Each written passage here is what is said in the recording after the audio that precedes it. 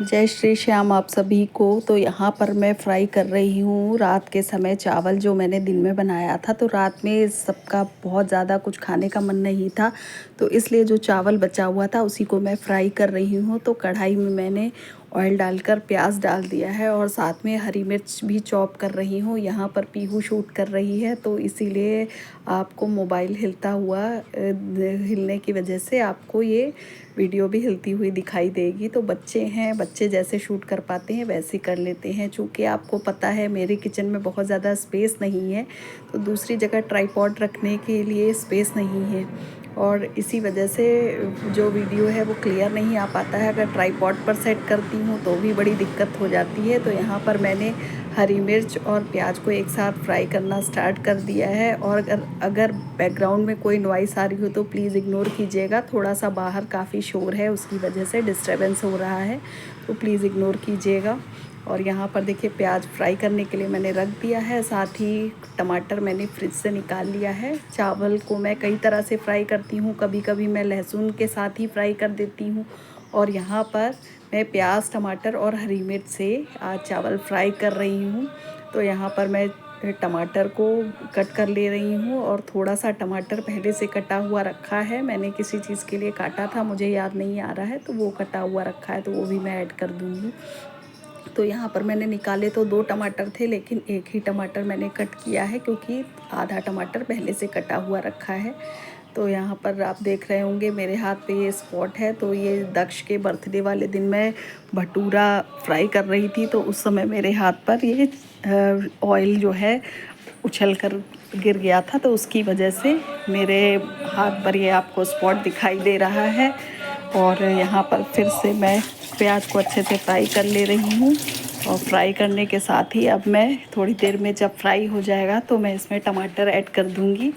तो फ़िलहाल ये सबसे इजी काम लगता है मुझे चावल फ्राई करना, क्योंकि मैं बचपन से चावल फ्राई करने की काफ़ी शौकीन रही हूँ। और मुझे फ्राइड राइस खाना बहुत पसंद है। कई तरह से फ्राई करती हूँ मैं, कभी कभी चाइनीज़ स्टाइल में भी फ्राई कर लेती हूँ, कभी कभी साबुत मिर्च और हींग ज़ीरा से भी चावल फ्राई करती हूँ। और आज मैंने ये वाला जो है मेथड ट्राई किया है और कभी कभी मैं लेमन राइस भी बनाती हूँ।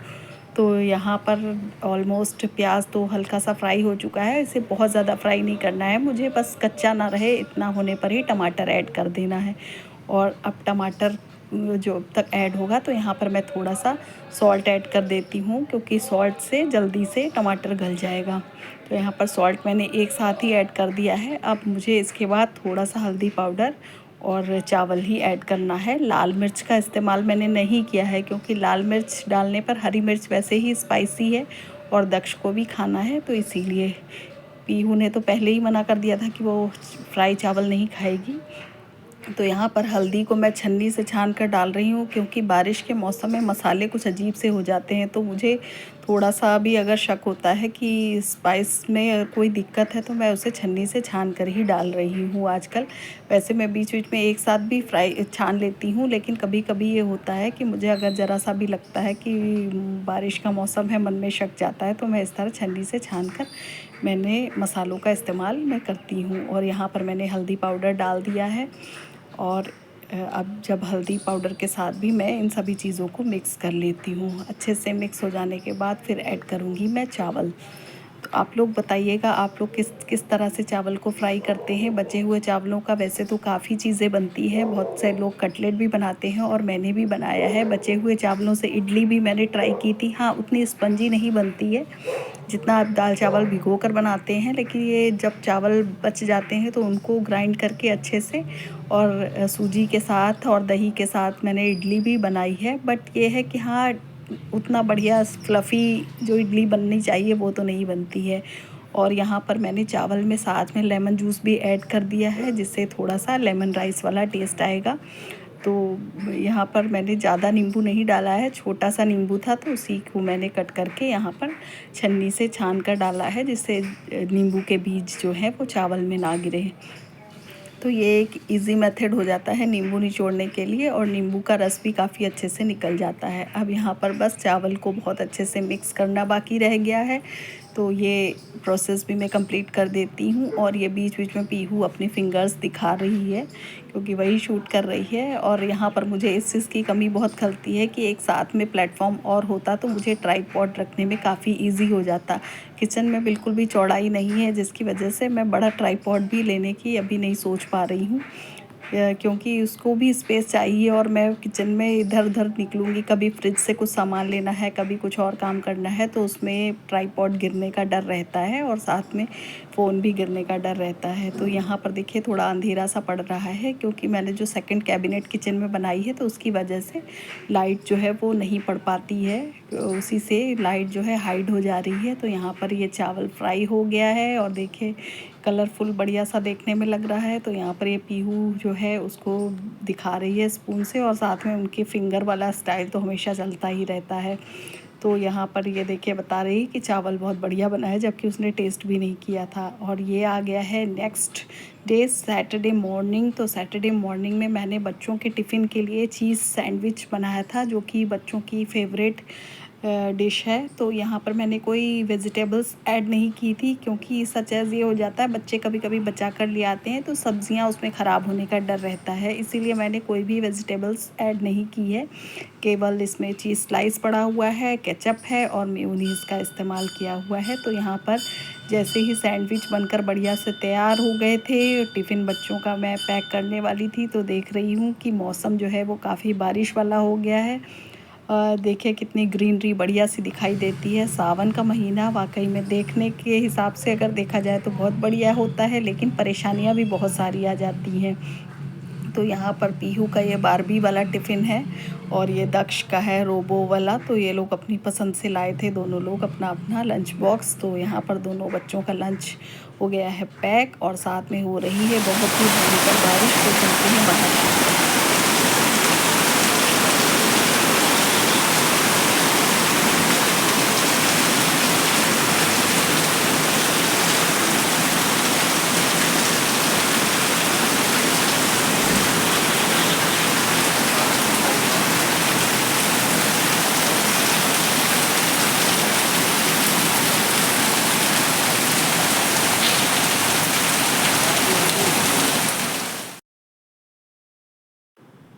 तो यहाँ पर ये बच्चे सो रहे हैं क्योंकि बच्चों के स्कूल में हो गया था रेनी डे, इसलिए ये लोग ले रहे हैं मज़े की नींद। और देखिए किचन में पहुँच गए हैं। अब मैं चलती हूँ सेकंड बालकनी में और यहाँ पर मैंने बारिश का मज़ा लेना शुरू।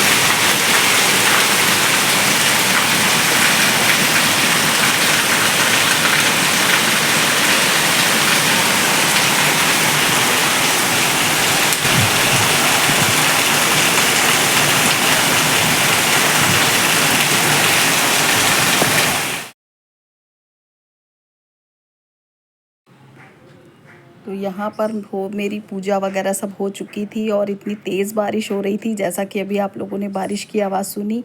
बहुत अच्छे से कैप्चर नहीं हो पाती है बारिश कैमरे में, लेकिन यह है कि हाँ उसकी आवाज़ सुनकर ही अंदाज़ा लगाया जा सकता है कि कितनी तेज़ बारिश हो रही थी और कितना ये मेरी लॉबी में अंधेरा है। तो मैंने लाइट ऑन करी है और फिर से आपको भगवान के दर्शन कराती हूँ। तो ये है मेरे श्री श्याम बाबा जी और ये हैं मेरे सदगुरु जी। तो आप लोग भी मेरे साथ साथ इनके दर्शन कर लीजिए। तो सुबह ही बच्चों को अगर स्कूल जाना होता है तो मेरी पूजा पाठ सुबह ही हो जाता है। बहुत लंबी पूजा नहीं करती हूँ मैं, बहुत ज़्यादा होता है तो बस 5 मिनट की, और इससे ज़्यादा नहीं होता है। अब चलते हैं किचन की तरफ। तो किचन में मैंने आलू रख दिया है बॉईल होने के लिए, और साथ में बन रही है मेरी एनर्जी ड्रिंक, मेरी चाय, जो कि मेरी मोस्ट फेवरेट है। और बाहर का वेदर मैं आपको दिखा रही हूँ कि अभी भी बारिश बहुत तेज़ी से हो रही है। तो मेरी विंडो में मोबाइल से कैप्चर नहीं हो पा रही है, लेकिन बारिश वाकई में बहुत तेज़ हो रही है।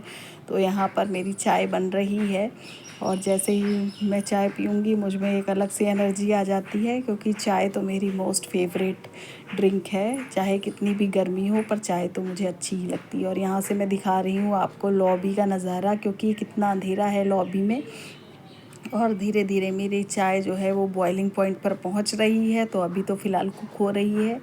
और जब चाय की टपरी पर चाय पीने जाते हैं ना, तो वो लोग जिस तरह से करछुल से चलाते हैं ना, उसको देखकर मुझे बड़ा मज़ा आता है। तो फ़िलहाल मेरे पास आज टाइम भी था, तो बच्चों को स्कूल भेजना नहीं है, और सभी हस्बैंड जो है वो अभी सो रहे हैं। तो यहाँ पर मैंने वही स्टाइल जो है, जैसे वो टपरी वाले चाय बनाते हैं, वैसे ही मैं भी चाय बनाने के लिए ट्राई कर रही हूँ। और सच एज़ इस तरह चाय बनाने में बहुत ही मज़ा आ जाता है। तो चाय खूब थिक है और अच्छी सी बढ़िया से दूध डालकर बनी हुई है।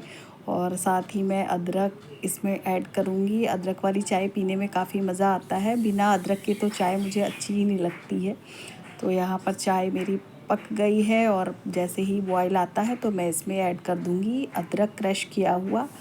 तो अदरक मैं ढेर सारा डालती हूँ, क्योंकि अदरक जो है फ़ायदेमंद तो है ही, और साथ में टेस्ट भी इन्हेंस करती है। तो यहाँ पर अदरक डालकर फिर से मैं चाय को अच्छे से बॉईल कर लूँगी, और चाय मेरी खूब अच्छे से बॉईल होकर रेडी हो जाएगी। और यहाँ पर ये पैन रखा हुआ है, क्योंकि मैंने चीला भी बनाया था। तो इसके बाद मेरी अभी तो फ़िलहाल चाय बन रही है। चीला कई बार शेयर कर चुकी हूँ, इसलिए आप लोगों से रेसिपी शेयर नहीं करी मैंने। तो चीला तो अक्सर ही बनता रहता है, और सभी लोग कई तरह से बनाते रहते हैं, क्योंकि अब तो मल्टीग्रेन चीला लोग ज़्यादा पसंद करते हैं। और चाय की अगर मैं बात करूं तो लोग चाय पी रहे हैं, लेकिन यह है कि हाँ, अब लोग ग्रीन टी लेना ज़्यादा प्रेफर करते हैं, क्योंकि वेट लॉस के लिए भी बेस्ट ऑप्शन है। और दूसरे, इस चाय को लोग हेल्दी नहीं मानते हैं, क्योंकि इसमें दूध ऐड हो जाता है।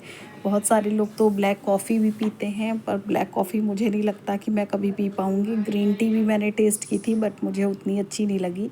जो इस चाय का मज़ा है, जैसे बिस्किट डिप करके खाना हो या ब्रेड डिप करके खाना हो, तो वो आप इसी चाय में खा सकते हो। ग्रीन टी के साथ नाश्ते का कोई ऑप्शन नहीं है। इसीलिए ये तो मेरी मोस्ट फेवरेट है। और आज के समय में मैं दावे के साथ कह सकती हूँ कि अगर नाश्ते के साथ चाय चलेगी तो यही चाय चलेगी। इसका चाय का कोई मुकाबला नहीं है। कोई भी ग्रीन टी आ जाए, या कितनी भी वैरायटी की टी आ जाए, कितनी भी नेस्टी आ जाए, आइस टी आ जाए, लेकिन इस चाय का कोई मुकाबला नहीं है, जो हम लोग बचपन से पीते चले आ रहे हैं।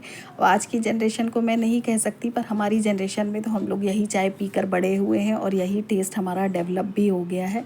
तो देखिए मेरी चाय बातों ही बातों में कितनी बढ़िया से उबाल आ गई है, और जब तक अच्छे से कुक ना हो तब तक चाय का क्या मज़ा है। तो मैं 3-4 बार चाय को बढ़िया से बॉईल कर लूँगी। और मेरे कप को भी इंतज़ार है चाय का, तो जल्दी से मैंने अपना कप भी निकाल लिया है। यहाँ पर चाय मेरी बढ़िया से बॉईल हो गई है, और चाय पीते पीते मैं बारिश का भी मज़ा लूँगी, और साथ में मेरा जो है मोबाइल भी चलेगा। तो मैं एक साथ कई काम करती हूँ। एंजॉय करने के मामले में मैं कभी पीछे नहीं रहती। और ये फिर थोड़ी देर के बाद की क्लिप है। मेरे मन में आइडिया आया कि आज मौसम अच्छा है, तो क्यों ना आज मैं पराठे बनाऊंगी सत्तू के। और यहाँ पर मैंने ढेर सारा गार्लिक जो है पील करके चॉप कर लिया है, और साथ में ये चना सत्तू लिया हुआ है। सत्तू की जो फिलिंग बनती है वो काफ़ी स्पाइसी सी टेस्टी सी बनती है। तो मैं ये जो है लहसुन मैंने छील लिया अच्छे से, और यहाँ पर अदरक, हरी मिर्च और प्याज को भी चॉप कर लूँगी मैं बारीक बारीक। और ये मैंने निकाला है मिर्च के अचार का मसाला। तो यहाँ पर सत्तू में मैंने मिर्च के अचार का मसाला ढेर सारा ऐड कर दिया है। साथ में मैंने जो प्याज, हरी मिर्च, अदरक चॉप की थी वो भी डाली है। और ये गार्लिक तो आपने देखा ही, गार्लिक का फ्लेवर जो है वो बहुत ज़रूरी होता है सत्तू में। तो क्योंकि उसी से टेस्ट जो है वो काफ़ी बढ़ जाता है। तो यहाँ पर मैंने बहुत अच्छे से इसको मिक्स कर दिया है, और अगर मुझे लगेगा कि इसमें नमक थोड़ा सा कम है तो मैं अपने मसाले वाला नमक जो है वो ऐड कर रही हूँ, क्योंकि इसमें मैंने काफ़ी सारी चीज़ें पीसी हुई हैं। काली मिर्च है, सौंफ है, धनिया है, जीरा है, साबुत लाल मिर्च है, साथ में नमक है। तो यहाँ पर मैंने ये लिट्टी भर कर आटे में नमक डालकर मैंने गूँथा था, और फिर मैंने ये बॉयल करने रख दी है। बॉयल करने में सबसे अच्छा जो स्टेप होता है वो इसलिए लेती हूँ मैं कि ये लिट्टी अंदर तक कुक हो जाए, कच्चे रहने का कोई चांस नहीं रहता है। और फिर मैंने ये ऑयल को गर्म होने के लिए रख दिया था। जब ये बहुत अच्छे से वो खौल जाता है, तेल गर्म हो जाता है, तब मैंने यहाँ पर जो बॉईल की हुई लिट्टी है जिनको मैंने पानी से निकाल लिया है वो मैं इसमें धीरे धीरे ऐड कर दूँगी। बहुत ज़्यादा क्वांटिटी में मैंने नहीं बनाई थी, लेकिन ये था कि हाँ, पराठे मैंने बनाए थे सत्तू के इससे पहले, और पीहू के लिए आलू के पराठे भी बनाए थे। तो उसके बाद फिर मैंने ये जो जितना भी मसाला बच गया था और आटा बच गया था उसकी ही मैंने यहाँ पर लिट्टी बनाकर तैयार की है। तो इसको आप ऐसे भी खा सकते हैं, चोखा की ज़रूरत नहीं है इसमें, क्योंकि ये अपने आप में ही इतना बढ़िया टेस्ट देती है। और वैसे तो ये बिहारी खाना है, पहले तो मैं इसके बारे में कुछ भी नहीं जानती थी, क्योंकि मैं लखीमपुर से हूँ और वहाँ पर बहुत ज़्यादा हमारे कॉलेज के आसपास या स्कूल के आसपास ऐसा कुछ नहीं मिलता था। तो मैं इससे परिचित नहीं थी। बहुत लंबे समय बाद मैं इससे परिचित हुई हूँ। मेरे ख्याल से मुझे सन 2000 के करीब पता चला कि हाँ, ऐसी भी एक डिश है जो आटे में सत्तू भरकर बनती है। सत्तू तो हम लोग बचपन से खाते हैं, लेकिन हमने कभी ये ट्राई नहीं किया। तो यहाँ पर बातें करते करते आपसे देखिए मेरी लिट्टी बढ़िया बनकर तैयार हो गई है। ये कुछ लिट्टी आपको जो ज़्यादा लाल दिखाई दे रही हैं वो मैं बालकनी में कपड़े फैलाने के लिए चली गई थी, तो वहाँ पर का थोड़ा सा मुझे टाइम लग गया, जिसकी वजह से ये लिट्टी थोड़ा लाल हो गई, लेकिन काफ़ी क्रिस्पी थी। और ये मैं आपको दिखा रही हूँ कि कितनी बढ़िया सी गोल्डन ब्राउन सी फ्राई हो गई है। और यहाँ पर मैंने बनाया था आलू का मसाला। तो प्लीज़ मेरे वीडियो को लाइक, शेयर एंड सब्सक्राइब